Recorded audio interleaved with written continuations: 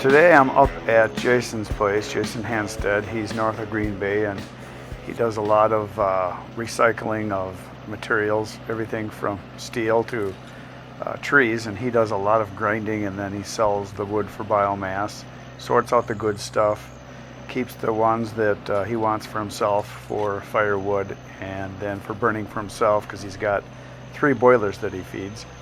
And right now he's sorting out some white oak. It's actually swamp white oak that he wants to get rid of because he doesn't want to run it through the chipper, and he doesn't like it apparently because it takes so long to dry that he'd rather just burn ash and woods that are dry, or stuff that he gets that's dry, so he doesn't have to sit on it, because he doesn't like to store wood, because he's got 5 acres, but it's pretty full of trees.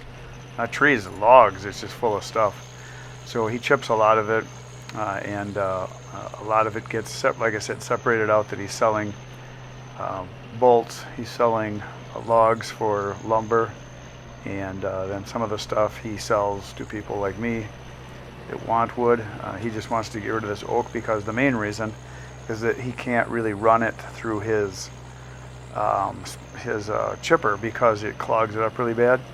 And you've probably seen his chipper. We've run in other videos, and you'll see some more coming up here.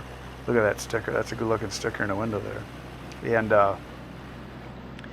he doesn't like to run it through the chipper because it's really hard on the knives, and it clogs up a lot. Apparently it's because it's stringier. He doesn't really like it a whole lot. He'd rather stick to his red oak if he's going to run it through there. But he chips pretty much everything. Softwoods, hardwoods, dead trees, live trees, I mean, whatever. He's got lots of tree service people that bring him wood, and they dump it off there, and then he takes care of getting rid of it.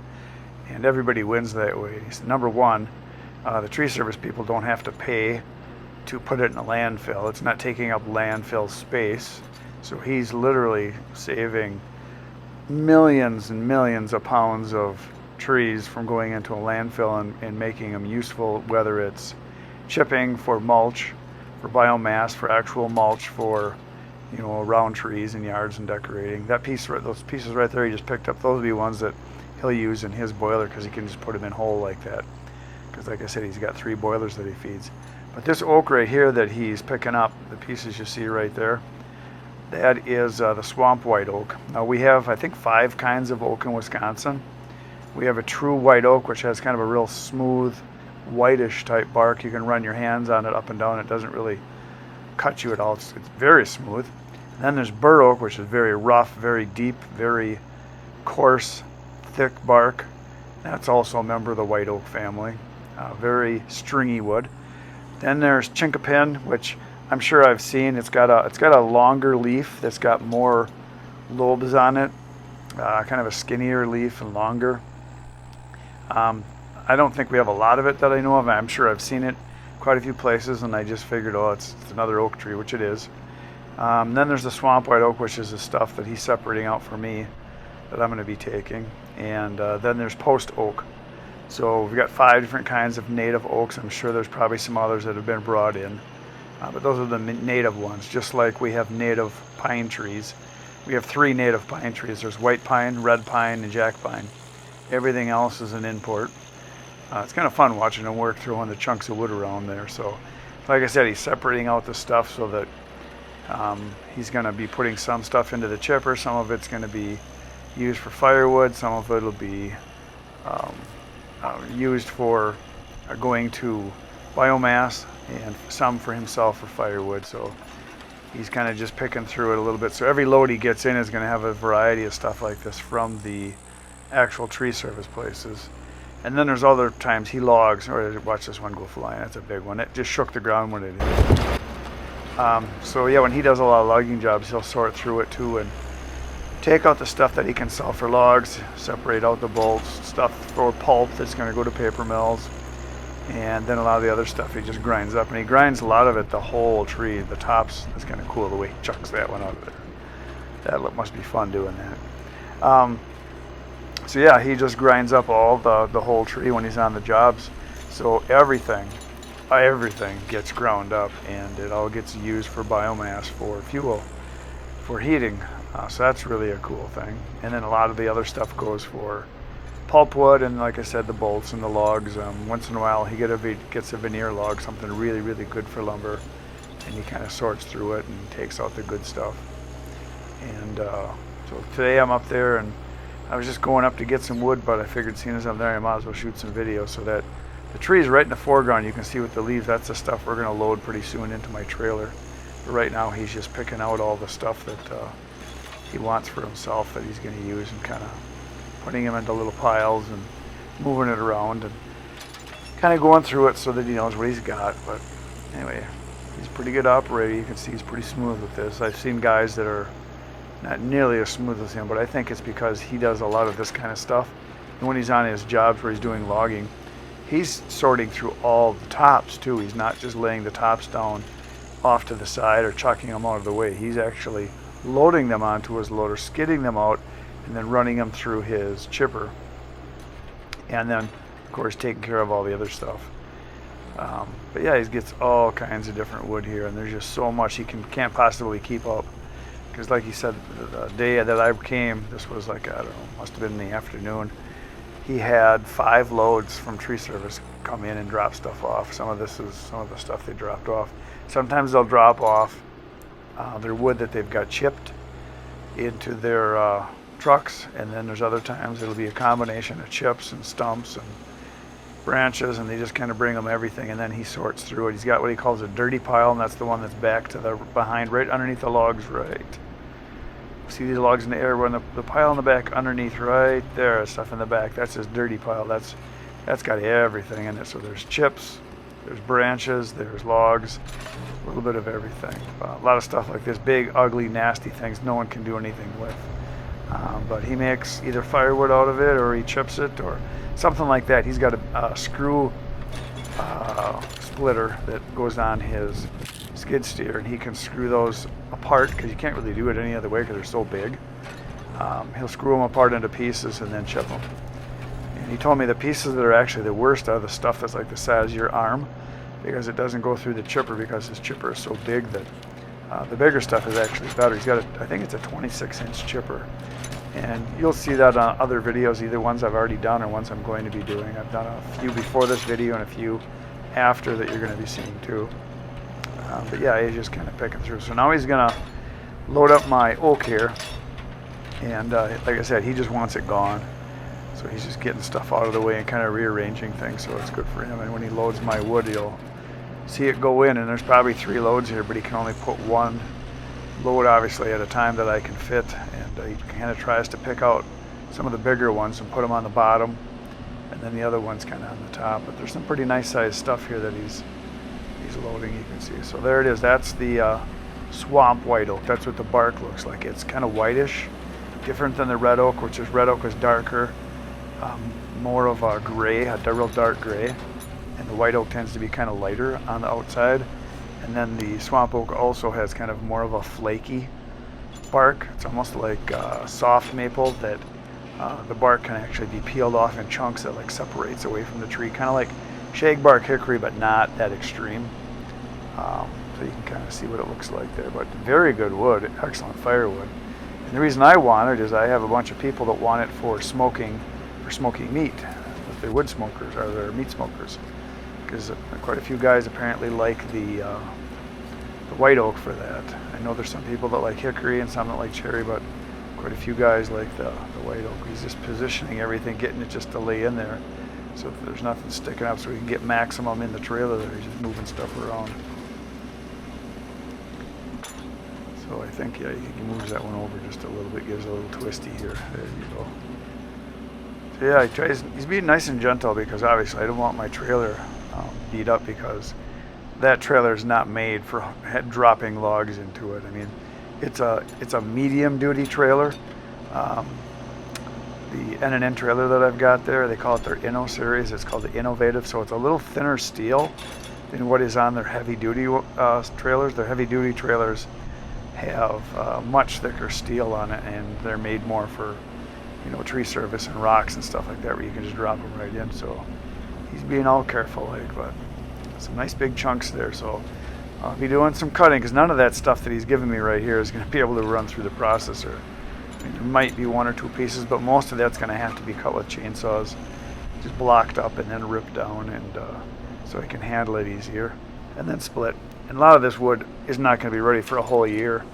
I think I've already got from him 4 loads that I have cut and split and have it up against the barn right now. It's already done, and then this load, and then I think I come back 2 more times after this that I've done so far, and he says I still have a few more loads to get.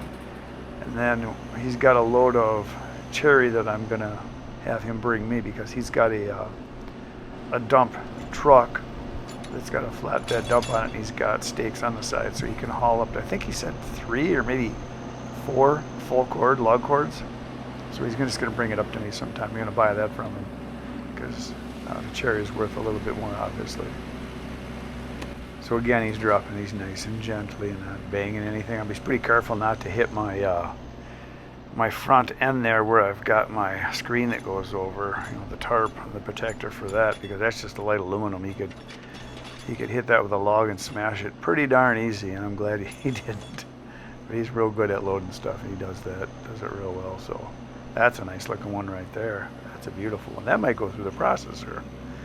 It's a nice straight one. A lot of these are cut all different lengths too, because tree service people will just cut them to wherever it's convenient for them. A lot of times the cuts are crooked and just odd sizes. You'll get one piece will be 40 inches, and the next one will be 20 inches, and the next one will be 5 feet, and the next one will be 9 feet or 10 feet. Sometimes there's 14 footers. They just cut them to wherever it works. So yeah, he's separating it. It looks like a piece of ash over there. I think he puts 1 or 2 more chunks on here. I'm not sure. I think I get a couple more. Obviously, he wants to get rid of as much at a time as possible, but he doesn't want to overload me either, so that's why he's separating some of this out. I think he's digging through the pile there so that he can get some of the smaller ones. Because one of the times I come up after this, I had to cut some of them down because there were some like 13, 14 footers there, so I cut them down, cut 4 or 5 feet off of them, and he's trying to position everything in there just right. So I think he grabs this little one and pushes it over to the side. Yeah, he kind of sticks it back down in that hole there. Look at how gentle that is and precise. I'd have had it all dented up by now if I tried that. I think he said their maximum lift is around 7,000 pounds, maybe 8, but I want to say it's like 7 that he can lift. And I know once you get a log that's 40 inches, if it's oak, you're probably at 40 inches, I'm just going to guess here, it's 6,000 pounds maybe, something like that. That's a lot of wood. There's a piece of ash that he's putting in, because those are ones that he's going to either chip or sell for firewood for himself. He takes some of the nicer stuff to run through his own processor. You're going to see another video coming up that we did after this one. He's got a Dyna SE15, I believe. I think it's a 15, and he's had that for about a year. And then he's got a Easton-made 1222 that he makes his firewood with. And like I said, a lot of the wood he has is in the piles. It's 4 or 5 years before he even gets to it, and by the time he gets to it, it's dry. So when he processes it, it's ready to burn, and he puts it right into a bin. You're going to see that on a video, like I said, coming up a little while. So he's trying to get this one to roll over, and I think I ended up just pushing it over. I think he gets it here. Look at that.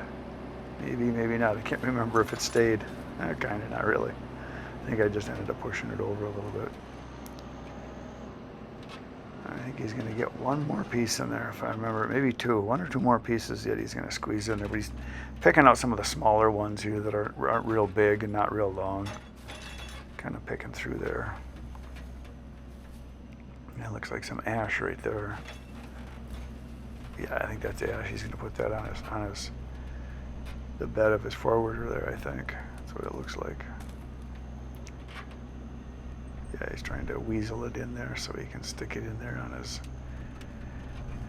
on his truck. So it'd be nice to have one of those in the wood yard where you can, a forwarder, you can move your wood around and everything, but he kind of has to have it. He gets so much wood. There's just no way you could do this with even a skid steer wouldn't be adequate, because he moves so much wood. I mean, there's a lot of days he told me that he'll chip a couple semi-loads of wood, wood chips, which is a lot of wood. He'll fill that.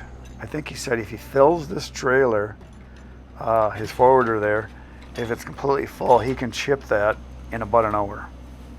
So like in a long day, he can chip a heck of a lot of wood. Well, that looks like oak right there. He must be going to grab one of them, I think, and then put them into my trailer. Yeah, I think so. When he's putting them in my trailer, because it's not just a big open space. Oh no, there's a piece of ash right there. That's what it is. Maybe the other one's a piece of oak. When he puts them in the trailer, he usually does like one at a time, because that way it's more precise and you're not going to crush the trailer or have one fall out, drop out, and then smash the trailer somehow. So there's some birch and some more ash. He just throws that over to the side. Yeah, so a lot of that stuff that's right there in that pile is going to end up getting chipped. And the ones that are on his bunk of his forwarder, I think that stuff ends up going for firewood for himself. I'd have to ask him to be sure. I think I do at the end of the video. I kind of asked him what he was doing. He's just sorting through it, and he turns them in circles like that to see how straight they are, and if there's a lot of knots and stuff, to see if he wants to keep it for himself for firewood, because if they're nasty, he just chips them. Because he gets so much, he doesn't really need to be too picky about any of it. I think that might be it. Maybe I think that's it. Maybe he gets one more. Thought he put one more on the truck. Well, maybe I'm wrong. Yeah, he's just going to load another one into the trailer, I think, here. Into his bunk. Yeah, that's what he's going to do. And I think that's the last one. And then he shuts her down. And because my load is done on my trailer there already. He's got as much in as what's going to be in there. And he shuts it down, and then I head back to the wood yard and make a big steamy dump. You're going to see that at the end here coming up. So yeah, he does that so that when he's traveling, it kind of stays solid there. So here he is, the man, the myth, the legend, Jason.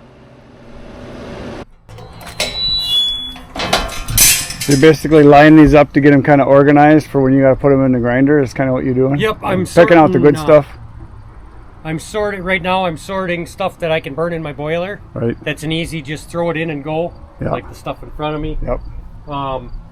And then the blocks that I'm throwing are blocks that are going to have to go through the tub grinder. Yep. The stuff that I'm piling up is stuff that can go through the chipper. Right. Right. And then there's this oak right here yet. Yep, Chris, you got a lot of oak to come and get yet. That was the deal we made. You were coming to get all the oak. I'm coming. Well, there's one, two, I see there's a bunch more loads. over there. You haven't seen what I buried in back yet, have you? No. There's another 3 or 4 loads in back of white oak for you. Oh, okay, well, I'll just keep coming and getting it whenever you want me to get rid of it. Awesome. Well, thanks a lot. Well, there you go. You got to see some wood get put in. I'm going to go back to the wood yard now, and we're going to make a big steamy dump. That's it for today, folks. See you tomorrow morning, 5:30 a.m. Good night, everybody.